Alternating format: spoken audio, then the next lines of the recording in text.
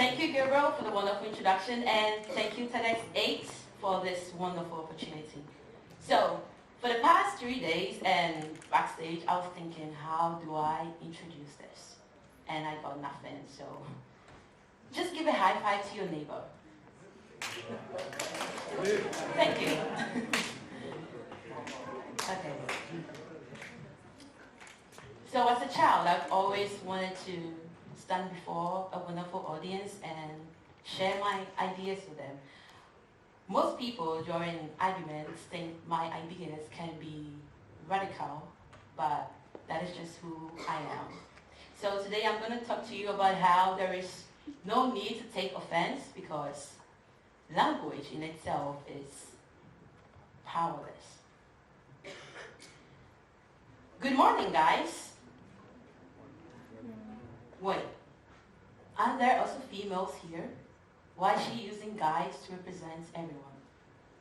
So, I said, good morning, gentlemen and ladies. Morning. Wait, isn't it normally ladies and gentlemen? Why has she interchanged the positions? And wait, there are also other genders over here she's not representing. So, for a safer side, I said, good morning, everyone. Now, bear with the drama. It is just a language. I had to find neutral words in order not to establish any hierarchical notion, misrepresent, or leave out any social group in the society. In simple terms, I do not want to offend anyone with my choice of words.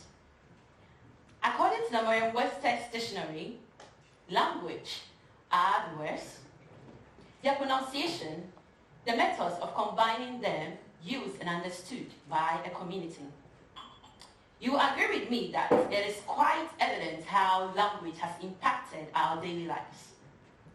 And there has been many concerns raised about how certain words are inappropriate and offensive to use. Due to this, people have proposed the inclusion of some neutral words in our language.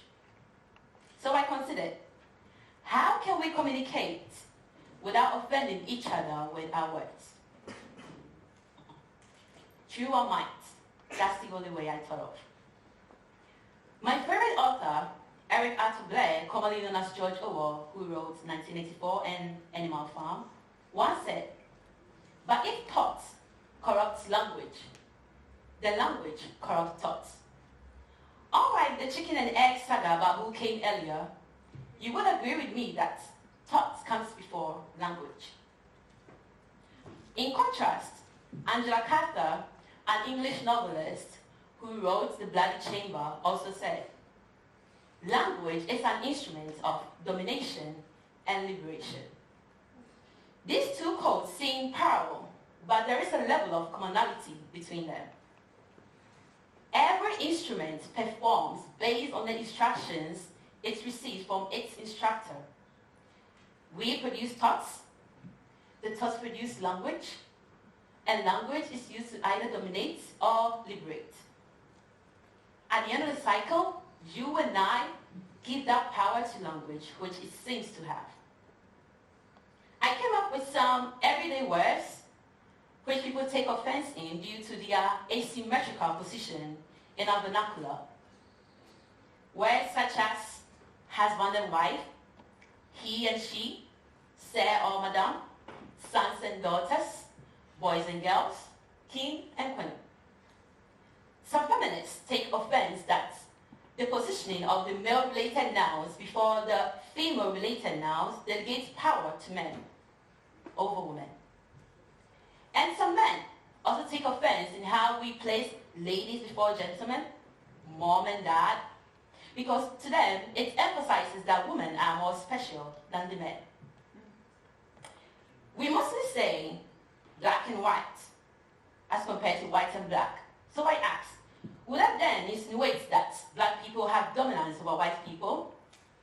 Have we ever considered that the positions of these nouns has to do with their phonetic and metrical properties, and none to do with delegating power, misrepresenting or leaving out any social group in the society?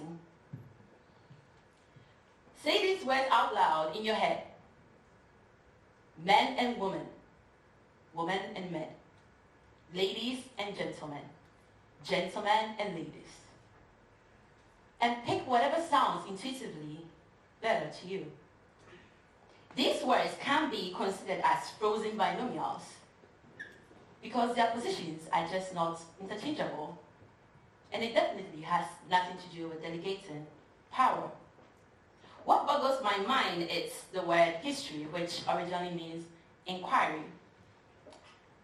People take offense that the word history stands out from the masculine pronoun his. And so we now have her story.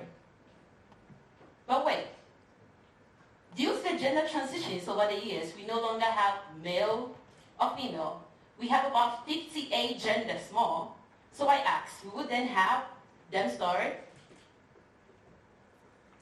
Language cannot dehumanize, subtract, or add value to a person on its own. Because you and I hold that power that language seems to have. Wow. I know you might be wondering, because there has been a lot of talks around about how language shapes the way we think. But in our current society, people seem to have developed a lot of sensitivity as to how certain words are implied.